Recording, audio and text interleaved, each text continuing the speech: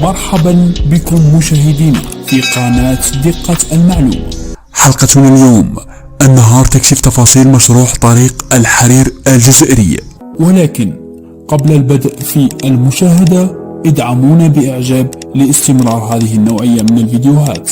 انتهت السلطات العليا للبلاد من إعداد البطاقة التقنية الخاصة بمشروع السكة الحديدية الرابط بين الجزائر وتمرست أقصى الجنوب الجزائري، ومن ثم الحدود البرية النيجيرية والمالية على مسافة 15,000 كيلومتر، تتخللها مشاريع بيئية وأخرى اقتصادية على وجه الخصوص من أجل إنشاء أقطاب سياحية ومناطق صناعية وربط للموانئ الجزائرية بنظيرتها من القارة الإفريقية، وحركية للبضائع تصل إلى 30 مليون طن، حيث سيسفر هذا المشروع الاستراتيجي على ربط الموانئ الجزائرية بالإفريقية وتأمين تنقل الأشخاص بمعدل 5 ملايين مسافر، أقطاب سياحية ومناطق صناعية ومشاريع لاستخراج الذهب والفضة. وسيشمل هذا الطريق الجزائر، بوغزول، الجلفة،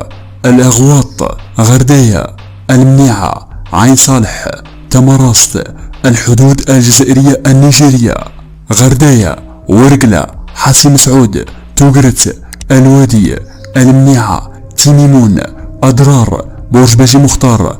لا تنسى الصلاة على رسول الله في تعليق المسار النهار. شارك هذا الموضوع مع أصدقائك ليصل إلى أكثر عدد من المشاهدين.